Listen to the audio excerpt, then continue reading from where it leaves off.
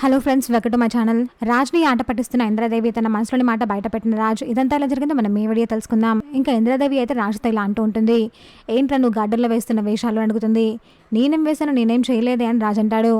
చాలులే ఆప్రా, నేను అంతా చూశాను, నువ్వు పాటలు పాడడం అంతా ఏంటా వేషాలు నువ్వు అని ఇంద్రాదేవి అడుగుతూ ఉంటుంది. ఓ అదా, కావ్య కొంచెం కంట్రోల్ తప్పింది, నేను ఇప్పుడు అంతా సెట్ చేసేసానులే అని రాజ్ అంటాడు. సెట్ చేసావా లేకపోతే సెట్ చేసుకోవడానికి ట్రై చేస్తున్నావా అని బామ్మ అడుగుతుంది. అది బామ్మ అది అని రాజ్ అంటుంటాడే. చాలే ఆప్రా, ఇంకెన్ని రోజులు నీ మనసులోని మాట బయట పెట్టకుండా ఉంటావు. నిన్ను నమ్ముకొని వచ్చిన అమ్మాయిని మోసం చేయకు, దూరం పెట్టకు అని ఇంద్రాదేవి అంటుంది. అసలు నీ మనసులో ఏముందిరా, కావ్య మీద ప్రేమ ఉందా లేదా అని ఇంద్రాదేవి అడుగుతుంది. అది నానమ్మ, మొదట నాకు ప్రేమ ఏం లేదు, కానీ కావ్య తన వైపు నన్ను తిప్పుకుంది. నా గురించి, ఇంటి గురించి, కుటుంబం పరువు గురించి తాను బాగా ఆలోచించింది. ఎన్ని ఇబ్బందులు వచ్చినా కానీ నా మీద నమ్మకంతో అలాగే నిలబడింది. తను నాకు సెట్ అవ్వదు, తనని వదిలించుకోవాలి అని చూసిన నేనే ఇప్పుడు తనకి భర్తగా ఉండాలనుకుంటున్నాను. కావ్య నా మనసు మార్చింది నానమ్మ, కావ్య మీద నాకు ప్రేమ ఉంది అని రాజ్ అంటాడు. మరి ఇంకేంట్రా, కావ్యకి చెప్పొచ్చు కదా అని ఇంద్రాదేవి అంటుంది. ఏంటి నానమ్మ నువ్వు ఊరుకో, చెప్పు అనగానే అయిపోతుందా, ఇది మనసులోని మాట.